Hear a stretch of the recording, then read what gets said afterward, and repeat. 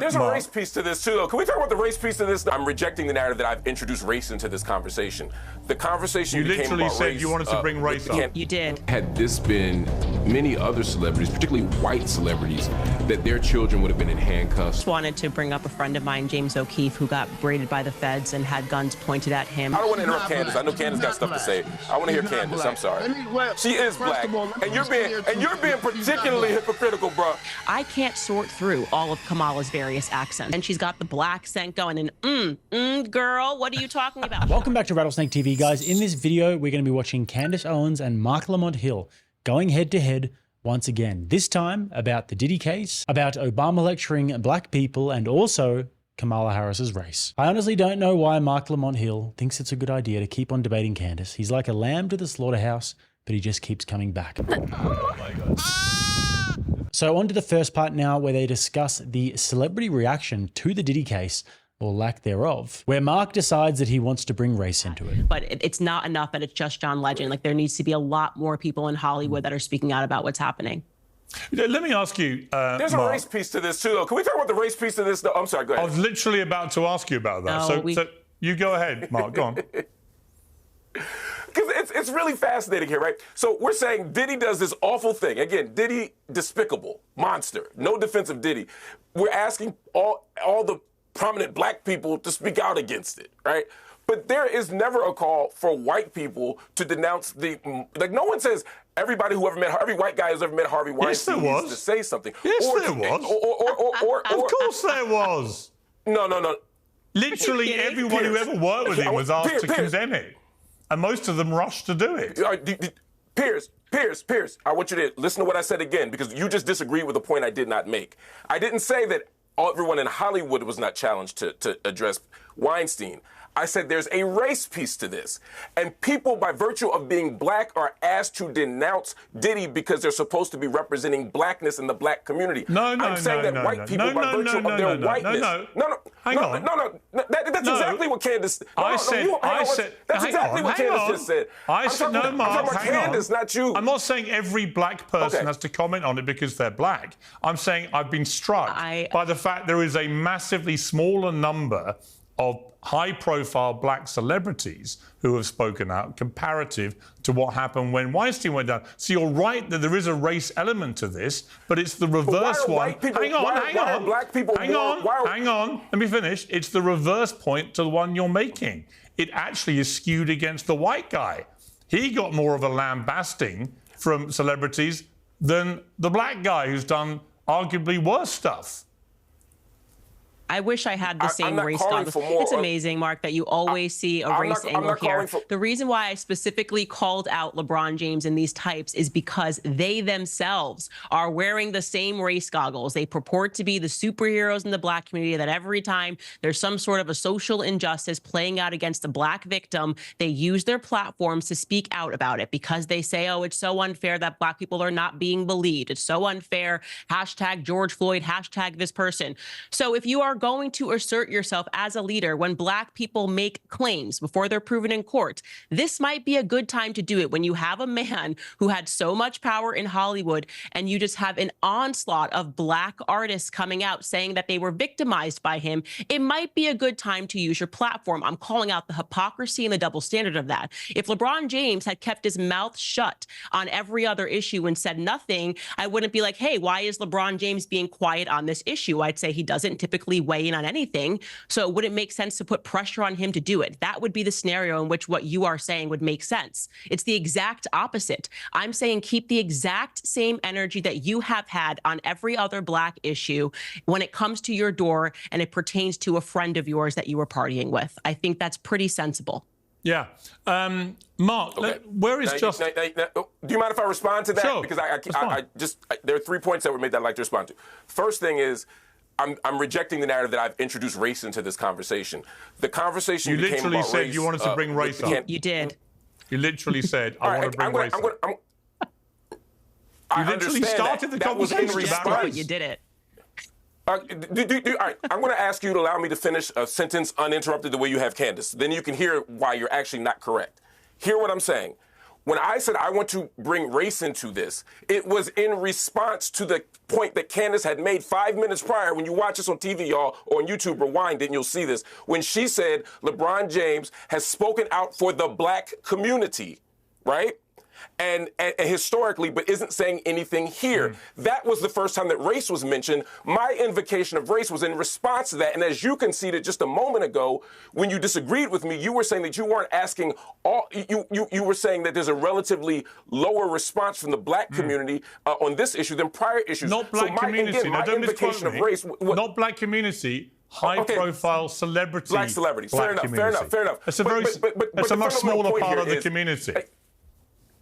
I agree with you, but the fundamental point here is when I said I'm introducing race, it was to respond to a claim that was already racialized around LeBron James 5 to 10 minutes prior. Now, to actually address the issue that I was responding to, because I didn't introduce race into the conversation, the idea here for me is when Harvey Weinstein does something, Hollywood has to respond. When Diddy does something, black people have to respond. Now, I happen to believe that as a black person with a public platform, an athlete, an actress, or a journalist, we should respond to the Diddy thing. I don't think that we should ignore our responsibility to black communities. I'm okay, but my complaint is that when black people don't do it, we are criticized differently than when the white guy doesn't do it. So hang on. Mark, I'm sorry, but the idea that people were running around asking random white people in the street about Harvey Weinstein is ridiculous. They're not doing it. I didn't say that. And they're not doing it with random black people in the street either. I didn't say that. I'm talking. That's a straw man. That is a straw man. No, it's not. The straw man argument is you. Random white people. No, you are conflating. I didn't say random white people. I didn't say random white people in the street. I said white people in Hollywood. Hang on. I said white people in Hollywood. Not white people in the street. I understand, but I'm conflating two things. That's not the same. I'm conflating. I know you are. High-profile black celebrities and high-profile white celebrities and how they responded to Weinstein and to Diddy, and it's been very different.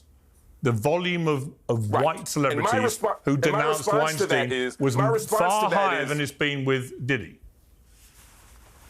And my response to that is, when Weinstein happens, people didn't say, hey, where are the high-profile white Hollywood celebrities? What they said is, where are the high-profile celebrities? Where are the Hollywood types? They were asking Will Smith as much as they were asking Heidi Klum. When it comes to Diddy, they're only asking for black people. Well, hang on, Candace, hang on. Again, Mark. Hang on, I didn't finish the sentence yet. Let me finish the sentence before you disagree with me. You're wrong. Piers. Candace literally mentioned Ashton Kutcher, who last time I checked is a white guy. I did mention Ashton Kutcher. Ashton Kutcher's white.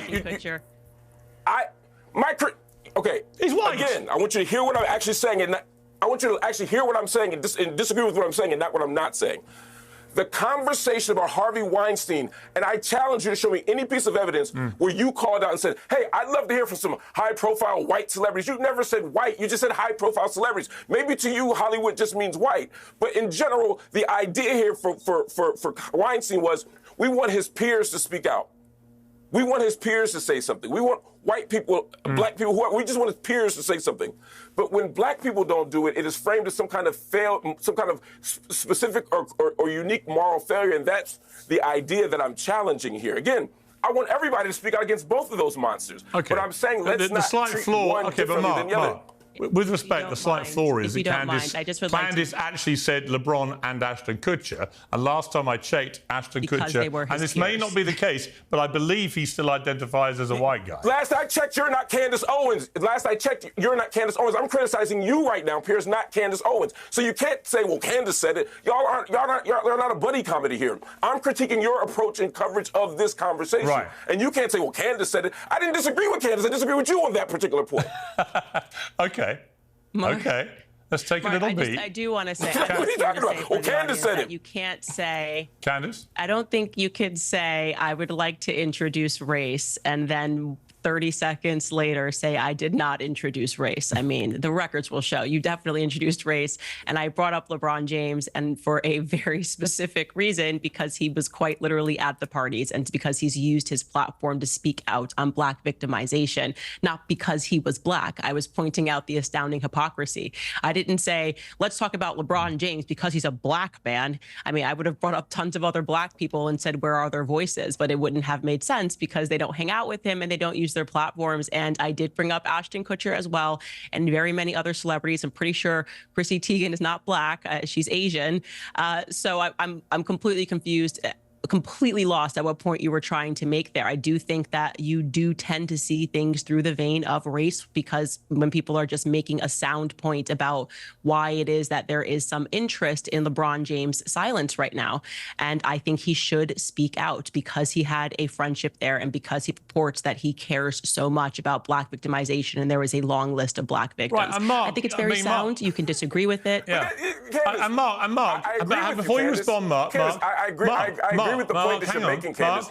I want to ask you something. So a few things on this. I mean, first of all, Harvey Weinstein is Jewish. So whether or not you'd call him a white guy is up for debate, but I mean, semantics, so it doesn't really matter that much. Also, Mark, definitely the one who brought up race there. You can roll back the tapes on that one. There's a race piece to this too, though. Can we talk about the race piece of this? But more to the point, I mean, in terms of Diddy's race, he has been for a long time a very prominent feature in the black community. And I'll be impressed if anybody remembers this, but I covered a video maybe a year ago where Candace Owens went to the Revolt Summit in Atlanta, Georgia, where she debated Killer Mike, amongst others, on stage, and Diddy was in the front row. And here's an article from Revolt where it says, Sean Diddy Combs announces 2023 Revolt World in Atlanta, with live entertainment, brand activations, masterclasses, and panel discussions from cultural leaders who play a role in empowering the black community. So, I mean, Diddy is heavily involved in these sorts of events and is somewhat of a spokesperson for Black America. So it's certainly not an irrelevant factor here. And also,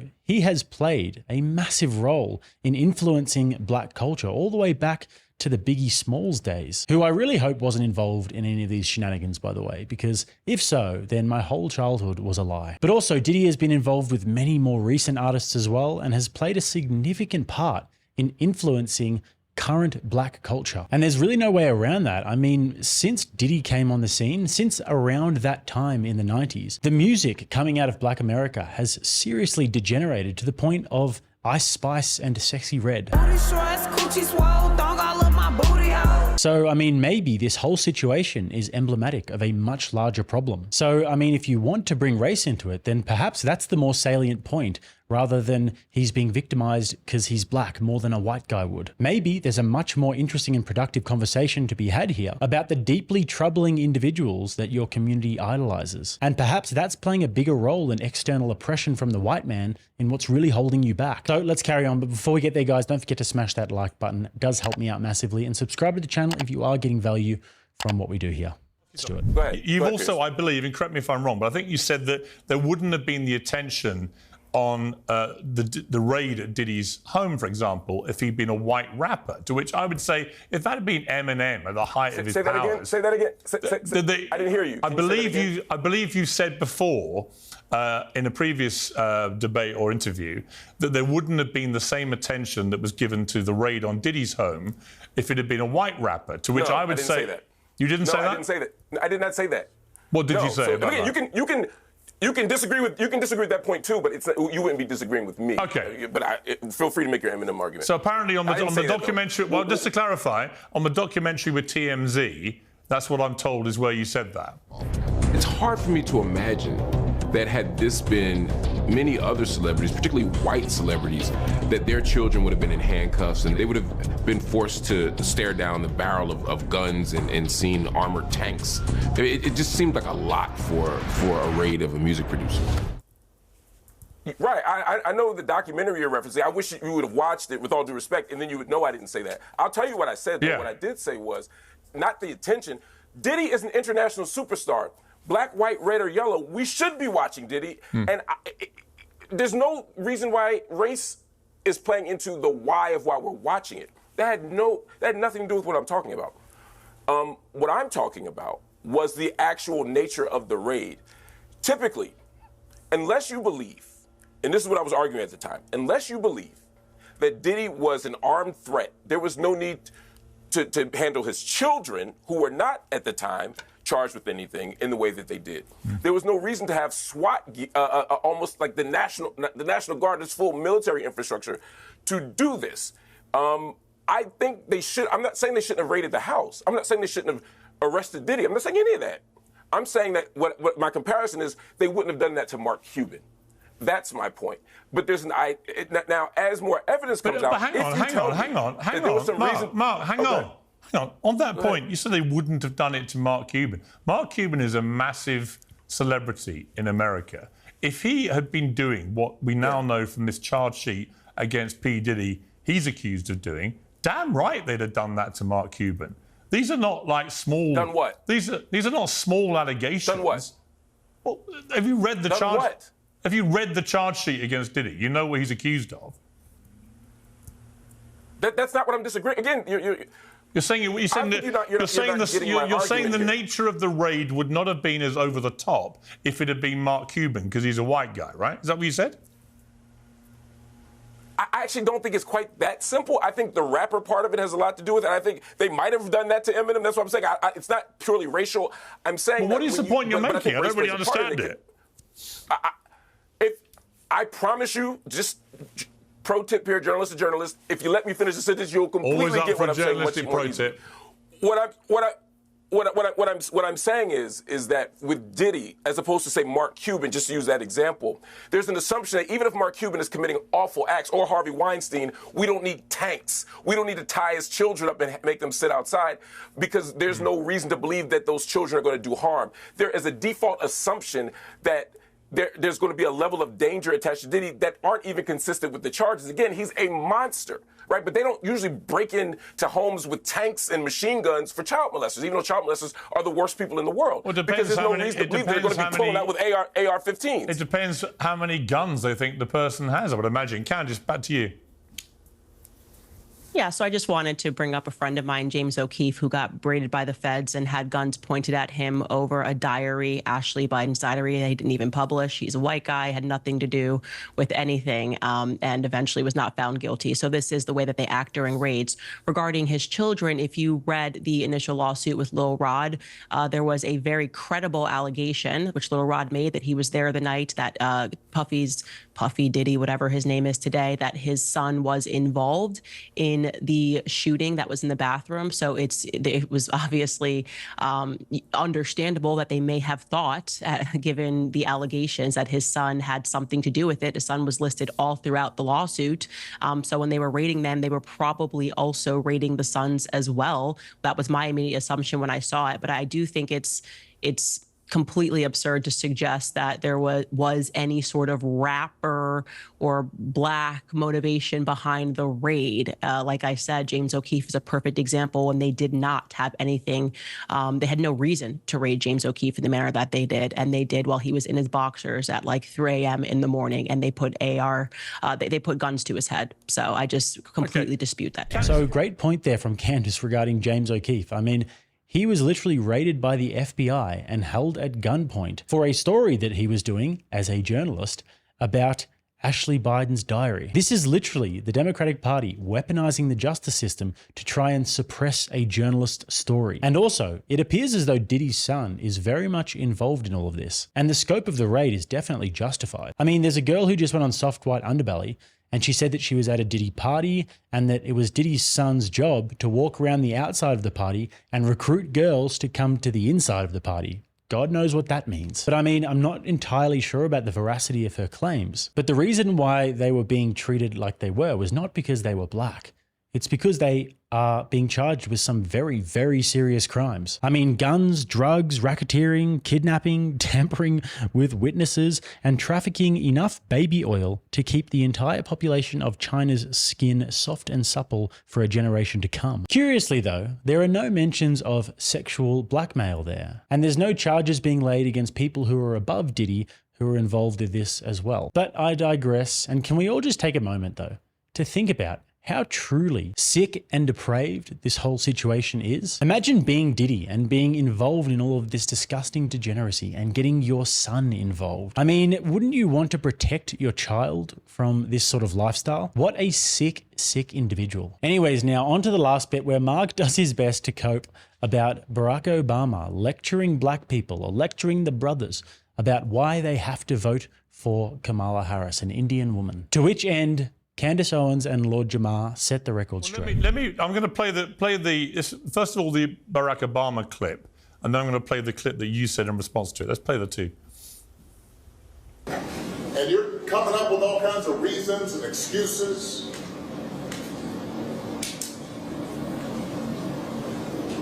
I've got a problem with that because part of it makes me think, and I'm speaking to men directly now, part of it makes me think that, well, you just aren't feeling the idea of having a woman as president. And you're coming up with other alternatives and other reasons for it. And now I want to play the clip from Lord Jamar talking about that. Well, I feel that she's so bad that guess what? I might just go around and vote for Trump. And this is my first time saying this out loud. But y'all think you're going to shame somebody or bully into voting for this? Absolutely not. Absolutely not. And now you're going to make me be Mr. Anti. You keep coming at me with this bullshit. You keep coming at me talking about, oh, it's a shame that you're not supporting a black woman. And she's not black. Now, Mark, let me ask you honestly, Mark, if this had been the other way round, if this had been...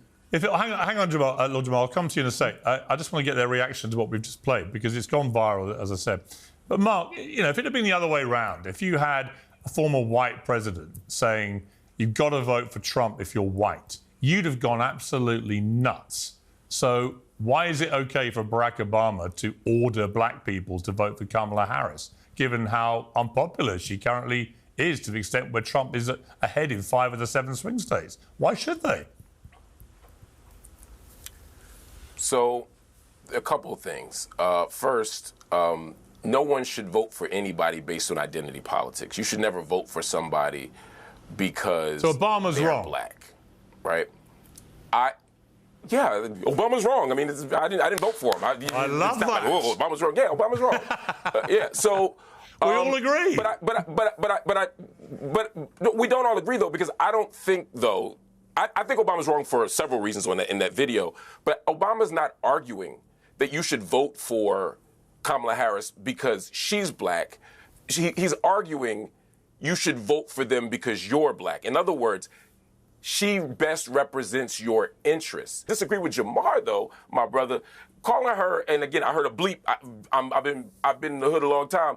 From that context, it sounded like you were calling her the B word. I couldn't see it, but I heard it. I'm not going to vote for that. Bleep. Sounded like the B word. I can't imagine a circumstance where we need to call her that.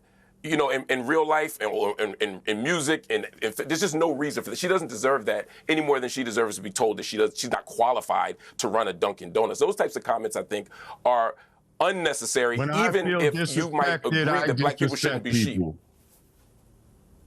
How does she disrespect you?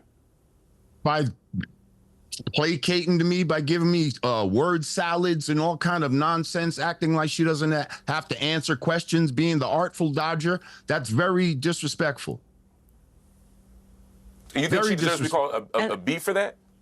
Well, listen, first of all, the platform I was on was a different kind of platform.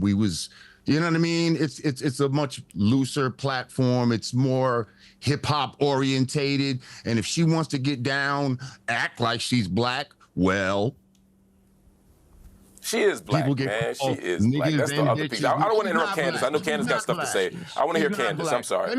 She is black, and you're being particularly hypocritical, bro. She's not. Bro, you've been real hypocritical. Let me clear 2 things up. First of all, Pierce, you had a guest on named VJ or something that said I never voted or something like that. I don't know where he pulled that out his ass from, but yes, I have voted before. Mm-hmm.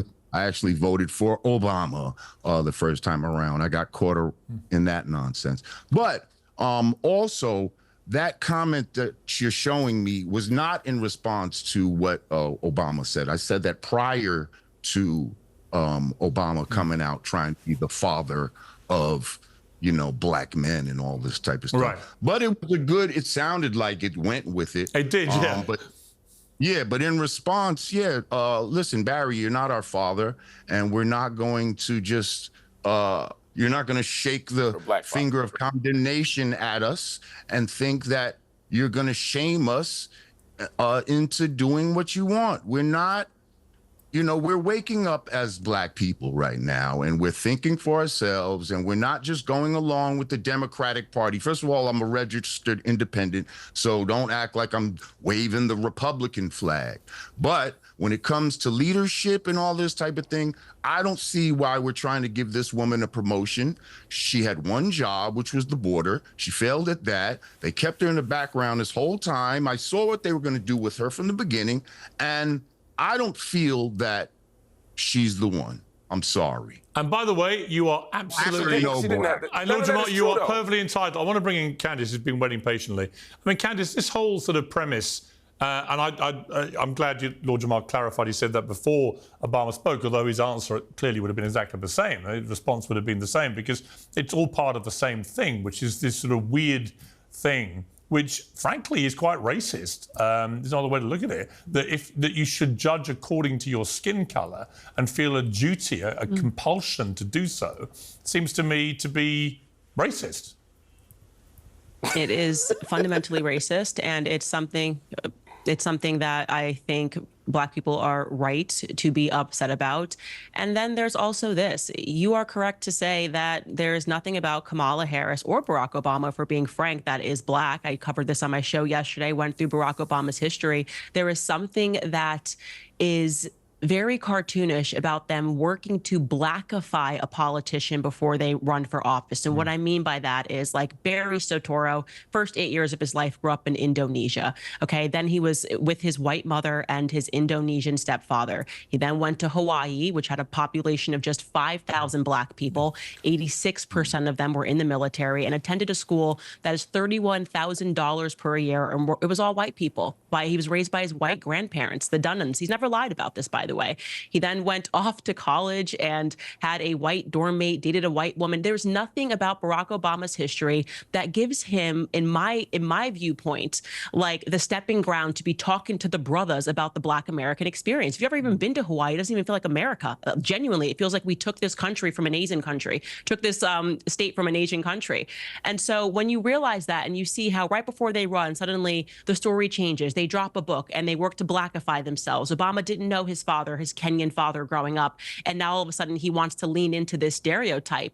To me, it feels like they're both wearing blackface. I can't sort through all of Kamala's various accents. There's so many of them. She's in front of a Latina crowd. Suddenly she's Selena, you know, and she's speaking like a Latina. And then she's in front of a Jamaican crowd and she's dropping mon. You know, I can't deal with it. It is way too much Hollywood acting for me. Then she's got the black scent going, and girl, what are you talking about? She's in front of a white crowd. She's speaking like a California Valley girl. I don't trust it. Yeah, I just do not trust somebody that slips that quickly through so many personalities. There is nothing about her upbringing, extraordinarily wealthy. Just she was sworn in Congress as an Indian American. Her mother is Indian. She grew up with an Indian experience and was proud of that until she ran for office, for president of the United States. And that is something that I am not comfortable with. I do not accept this narrative that she should be speaking about herself as a Black woman. It's not okay, and I fully reject it. Okay. Is that there's lots of reasons to criticize Kamala Harris, but to frame her as unqualified. Okay. Again, that's a fair point. She's not unqualified. She's qualified. Okay. You just might think she's going to make the wrong choices. My next point, that she's not Black. Listen, the next point, that she's not. Let me talk about her blackness. No, Marco, jump in. We're running out of time. Candace has to go. Is the biggest point. Okay, go on, make your big point quickly. Let's talk about her blackness, please. Talk about the Black experience. Real quick. Two quick points. Quick, Mark, quick, because Candace has to go. The blackness point is what's crazy here to me, right? First of all, the idea that she puts on, they're not personalities, they're codes, and Black people code switch from place to place. Wait till you hear me talk to my accountant later. Wait till you hear me talk to my agent later, like, yo, why'd you put me on Pierce? Just kidding. Wait till I talk to the people at the local soul food spot. They all gonna be different. Wait till I say peace to the gods and earths in New York. It's gonna be a different conversation. Black people talk differently. When someone says that's my aunt, they're not lying because they don't have shared blood. Black people call people auntie. That's fictive kinship. That is blackness. Going to Howard is a black experience. Pledging AKA is a black experience. And lastly, Jamar, for somebody who is a 5%er who believes that, and I respect your belief, but to believe that the black man is the Asiatic black man, the maker, the owner, the cream of the planet Earth, the father of the civilization, the God of the universe, who came from North America by himself from Saudi Arabia. You believe that person is black, but somebody who went to Howard ain't? Come on, bruh. Okay, I'm going to leave the final word to Candace before we have to end. Candace, what's going to happen on November the 5th? Well, since code switching is normal, since code switching is normal in the black community, Piers, I'm going to speak to you like this because this would be totally normal if I put on a UK accent. And it's been lovely I know where you get that from because you're married to a Brit. Thank you so much for thank you so much for having me, and I can't wait to run for president and just put on a different accent every time I speak to someone else. So I was really hoping that this conversation would devolve into them arguing and debating about Kamala Harris's ancestry, because Candace Owens, as you guys probably know, has been doing some fine investigative journalism work in regards to this. And if you have not checked out her series about Kamala's background, then treat yourself and go and do that. Because if what she is saying is true, then this would be the biggest political scandal in modern American history by a long shot. But Candace went with the black culture thing there. She's not culturally black, which I think is probably a strategic move because she's really gathering all of the evidence at the moment and making a pretty strong case.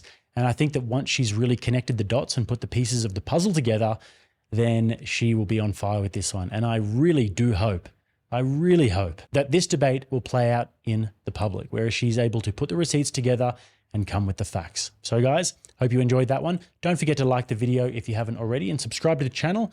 And also, if you'd like to watch another one, right here. Till next time, I'm Jake. This is RattlesnakeTV, keeping you armed and dangerous.